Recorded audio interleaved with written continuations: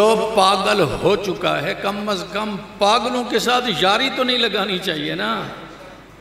کیا خیال ہے؟ جو اس خبیث الفطرت انسان کو نبی کہتا ہے، مسلمان کہتا ہے، ولی کہتا ہے، ہم اس کے ساتھ یاری لگا کر ہاتھ میں ہاتھ ملا کر چلیں گھومیں، یہ ایمانی غیرت کے خلاف ہے. ایمان نہیں تقاضا کرتا. ہم اپنے باپ کے دشمن سے ہاتھ نہیں ملا سکتے، محمد الرسول اللہ کے دشمن سے کیسے ہاتھ ملائیں؟ کم از کم نفرت تو ہونی چاہیے. وہ بھی اسی ملک کے باشندے ہیں، انہوں نے بھی رہنا ہے، ہم نے بھی رہنا ہے. لڑائی جھگڑا نہیں کرنا، لیکن دل میں نفرت تو ہو نا.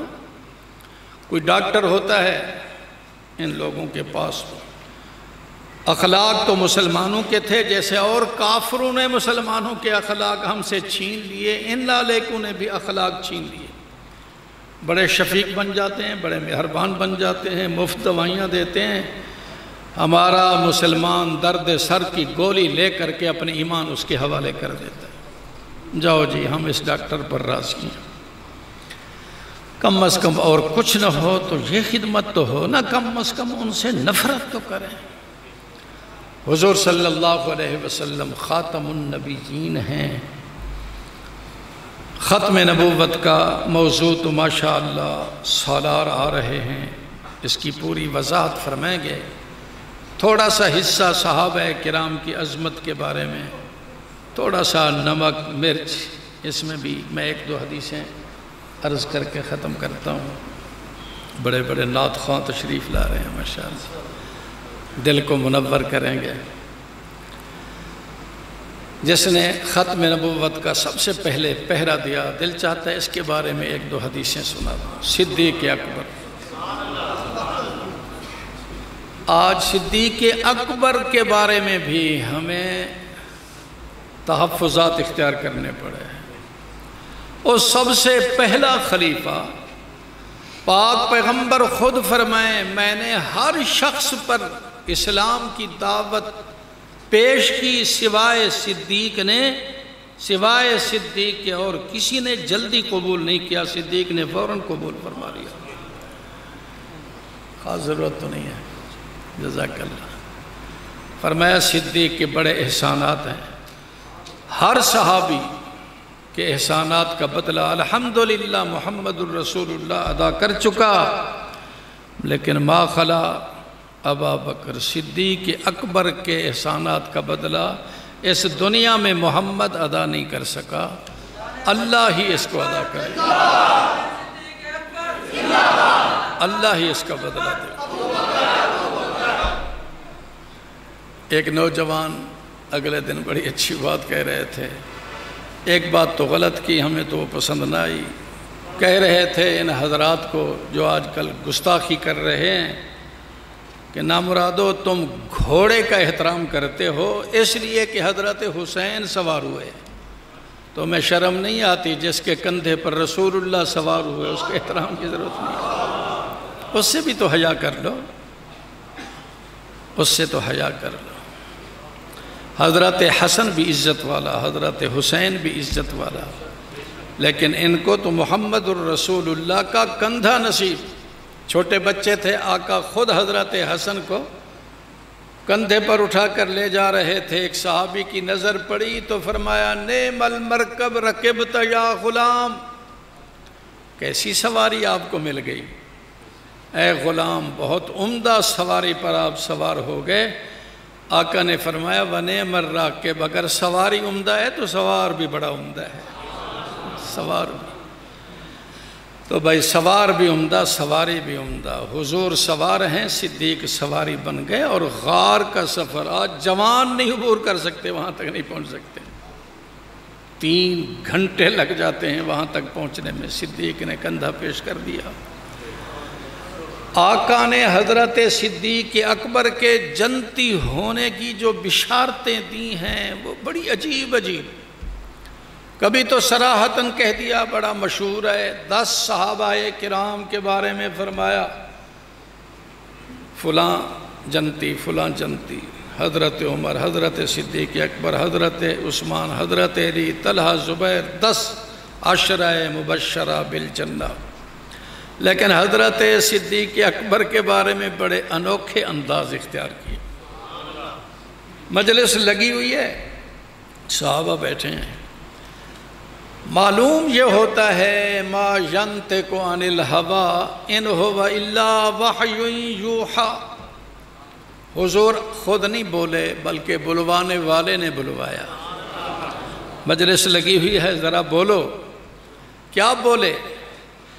آقا نے فرمایا خصال الخیر ثلاثۃ مئہ وستون خصلہ، 360 خصلتیں، عادتیں، اخلاق، اعمال ایسے ہیں اذا اراد اللہ بعبد خیرا، جب اللہ کسی بندے کے بارے میں خیر کا فیصلہ فرماتے ہیں، اس کو جنت میں لے جانا چاہتے ہیں، تو ان 360 خصلتوں میں سے کوئی ایک خصلت اس کو عطا کر دیتے ہیں.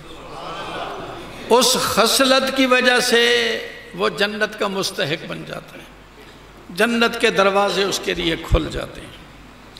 آقا نے یہ ارشاد فرمایا تو صدیق اکبر نے سوال کر دیا، اللہ کے رسول میری زندگی تو آپ کے سامنے ہے، نبوت سے پہلے بھی آپ کا یار، نبوت کے بعد بھی آپ کا دوست، میری جوانی بھی آپ کے سامنے ہے، آپ کے سامنے تو 360 خصلتیں شیشے کی طرح واضح اور صاف ہیں، ذرا میری زندگی میں مطالعہ کر کے فرمائیں میرے اندر کوئی ایک خصلت موجود ہے؟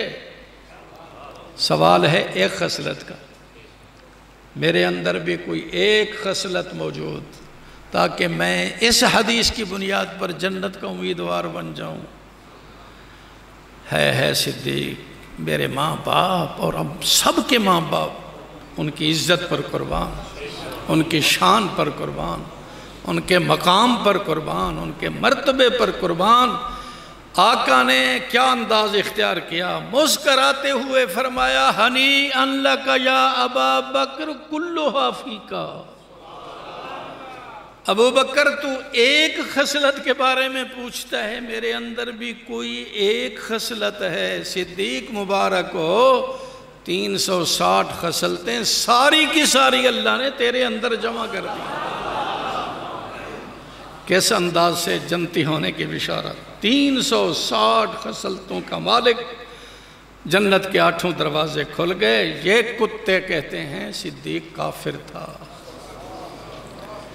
یا اللہ ایسی گندی زبان کو تو اپنی قدرت سے کاٹ دے، ہمارے بس میں نہیں ہے، ہمارے پاس قانون نہیں ہے، ہم اس زبان کو نہیں روک سکتے، ہمارے پاس طاقت نہیں. ہمارا پیغمبر یوں فرما رہے ہیں، دیکھو نا انداز، اللہ اللہ، اللہ سے ڈرو، اللہ سے حیا کرو میرے صحابہ کے بارے میں. ہم بھی یہی کہتے ہیں، ارے بے حیاؤ، صحابہ کے بارے میں حیا کرو، صحابہ کے بارے میں حیا کرو، اللہ سے ڈرو. تمہیں اللہ کا واسطہ حضور بھی دے کر گئے اور ہم بھی دے کر جاتے. تو کس انداز سے جنتی ہونے کی بشارت. مسجد ہے، صدیق نے ایک سوال کیا، آقا جنت کے 8 دروازے ہیں. سوال اٹھ رہا ہے دل میں، آپ کی امت میں یا کسی بھی نبی کی امت میں کوئی ایسا شخص ہے جس کو سارے دروازوں سے بلایا جائے، آؤ جناب میرے والا دروازہ حاضر ہے، اس دروازے سے آ جاؤ جنت میں؟ کوئی ایسا عزت والا شخص ہے؟ فرشتے تمنا کریں کہ یہ شخص تو میرے والے دروازے سے جنت میں جاتا تو میری خوش قسمتی. سوال صدیق نے کیا، آقا نے مسکرا کے یہاں بھی جواب دیا، ارجو ان تکون منہم. صدیق مجھے امید ہے آپ کو یہ آواز لگے گی.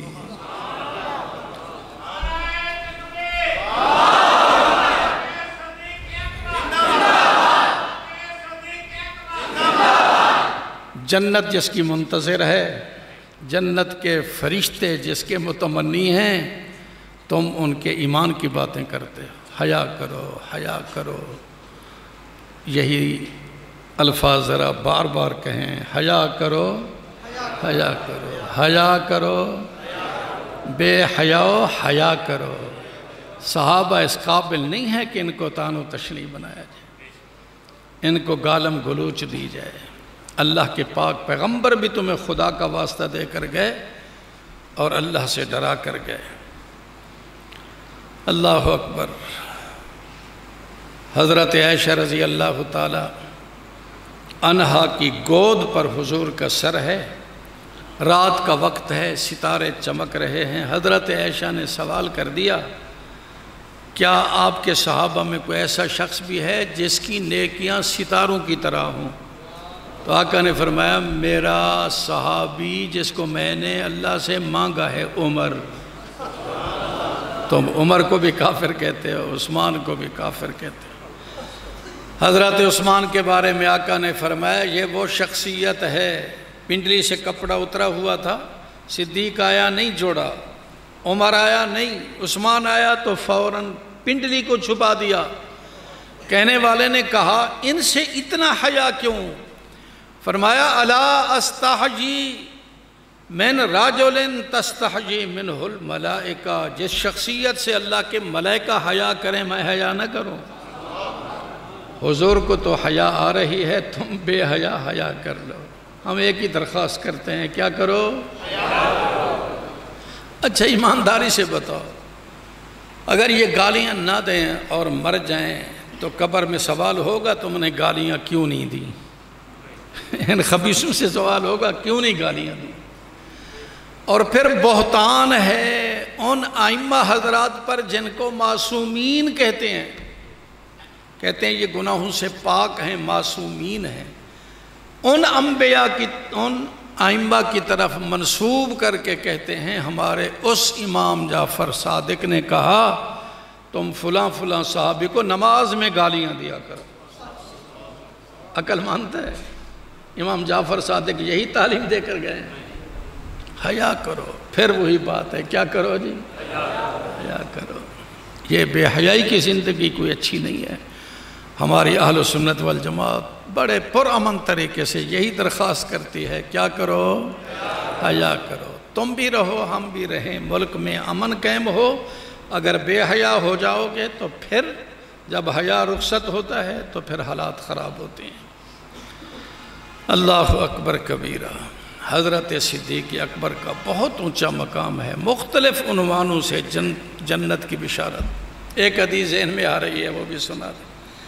آقا نے فرمایا، ایک مجلس تھی صحابہ کرام کی، بیٹھے ہوئے تھے۔ معلوم یہ ہوتا ہے یہاں بھی اللہ کا پیغمبر خود نہیں بول رہا، دراصل حضور کی زبان سے صدیق کے جنتی ہونے کو بتلانا تھا، اللہ نے مضمون ڈال دیا۔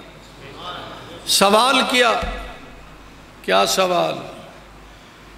فرمایا، من اصبح منکم اليوم صائما، کیا تم میں سے کوئی شخص ایسا ہے جس نے آج روزہ رکھا ہوا ہو؟ سارے صحابہ بیٹھے ہوئے تھے، جتنے بھی موجود تھے مجلس میں۔ حضرت صدیق نے کہا، آنا الحمدللہ آج مجھے روزہ ہے۔ کیا ضرورت تھی آقا کو یہ سوال کرنے کی؟ معلوم ہوتا ہے اللہ تعالیٰ نے دل میں ڈالا، یہ سوال کرو تاکہ میرے صدیق کا مقام کھلے۔ من اصبح منکم اليوم صائما۔ دوسرا سوال، من اطعم منکم اليوم مسکینا، کیا تم میں سے کوئی ایسا شخص ہے جس نے مسکین کو کھانا کھلایا ہو؟ صدیق اکبر نے فرمایا، آنا یا رسول اللہ، میں نے مسکین کو کھانا بھی کھلایا الحمدللہ۔ آج کی مجلس میں، آج کے دن میں روزے دار بھی ہوں اور مسکین کو کھانا بھی کھلایا۔ فرمایا، من تابع منکم اليوم جنازہ، تم میں سے کوئی ایسا شخص ہے جو جنازے کے ساتھ چلا ہو؟ صدیق اکبر نے کہا، آنا یا رسول اللہ، مجھے یہ سعادت ملی ہے، میں ایک جنازہ پڑھ کر آیا ہوں، جنازے میں بھی میں شریک ہوا۔ چوتھا سوال، من عاد منکم اليوم مریضا، تم میں سے کوئی ایسا شخص ہے جس نے کسی مریض کی عیادت کی ہو؟ حضرت صدیق اکبر نے کہا، آنا یا رسول اللہ، یہ سعادت بھی اللہ نے مجھے بخشی۔ 4 سوال یوں لگتا ہے اللہ نے 4 سوال محمد کے دل میں ڈالے۔ مجلس میں صدیق کی شان کو اجاگر کرنا تھا، آقا نے وہی سوال کیے جو صدیق کی شکل میں موجود تھے۔ ہر سوال کے جواب میں حضرت صدیق نے فرمایا آنا آنا آنا یا رسول اللہ۔ تو آقا نے فرمایا ما اجتماعنا، یہ 4 باتیں اگر کسی شخص میں ایک دن میں موجود ہو جائیں، ایک دن میں خود روزے دار ہو، مسکین کو کھانا کھلائے، مریض کی تیمارداری کرے، جنازے میں شریک ہو جائے، مرنے کی دیر ہے سیدھا جنت میں چلا جائے۔ اب بھی تم ناراض ہو کہ یہ صدیق جنت میں کیوں جا رہا ہے؟ اللہ بھیج رہا ہے، حضور بھیج رہے ہیں، تم ناراض بیٹھے ہو۔ حیا کرو، بس ہم تو یہی پیغام دے کر جا رہے ہیں، کیا کرو؟ اللہ حیا کی زندگی نصیب فرمائے۔ وآخر دعوانا اب ہمیں بھی حیا آ رہی ہے کہ اکابر موجود ہیں، ہم پھر لگے ہوئے